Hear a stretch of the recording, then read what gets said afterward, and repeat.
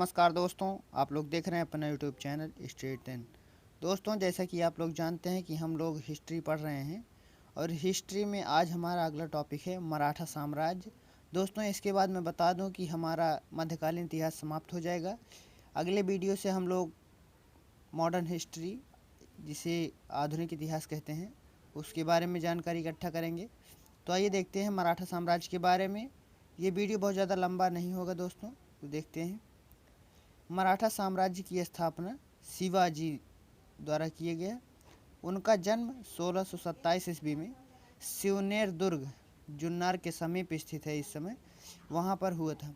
शिवाजी के पिता का नाम शाहजी भोसले था एवं माता का नाम जीजाबाई था। दोस्तों, आगे देखते हैं। उनके गुरु कोंडदेव थे। शिवाजी पर गुरु रामदास का काफ़ी प्रभाव पड़ा और आगे 1956 ईस्वी में शिवाजी ने रायगढ़ को अपनी राजधानी बनाया तथा सूरत को 1664 ईस्वी में अधीन कर लिया, जीत कर इसे। और आगे देखिए पुरंदर की संधि के बारे में, जो कि 1665 ईस्वी में हुई थी। मुगल सूबेदार महाराजा जय सिंह एवं शिवाजी के मध्य हुई थी। तो आगे देखते हैं। शिवाजी के मंत्रिमंडल को अष्टप्रधान कहा जाता था। इसमें पेशवा कहा जाता था प्रधानमंत्री को। तो पूछता है कि मराठा साम्राज्य में पेशवा किसे कहा जाता था या प्रधानमंत्री के पद को मराठा साम्राज्य में क्या कहते थे? तो पेशवा कहते थे। आगे देखते हैं। अमात्य दिया गया है। अमात्य वित्त मंत्री को कहा जाता था और वाकिया नवीस वाकिया नवीस कहा जाता था। कानून व्यवस्था एवं गुप्तचर विभाग को सेरा को सचिव कहा जाता था। राजकीय संवाद की देखरेख करने वाले को सुमंत कहा जाता था। विदेशी मामले तथा समारोहों की देखभाल करने वाले को और पंडित राव कहा जाता था। दान एवं धार्मिक मामले को देखने वाले को।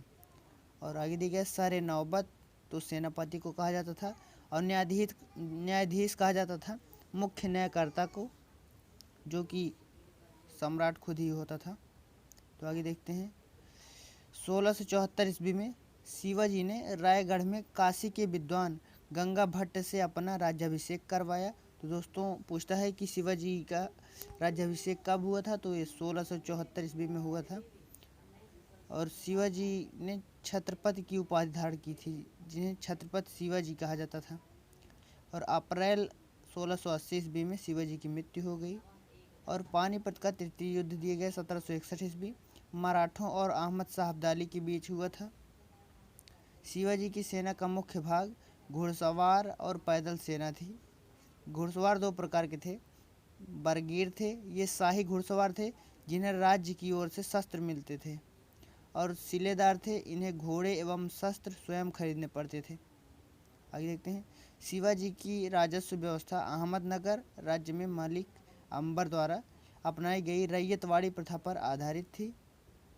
मराठा कराधान प्रणाली में दो सर्वाधिक कर चौथ और सरदेश मुखी थे।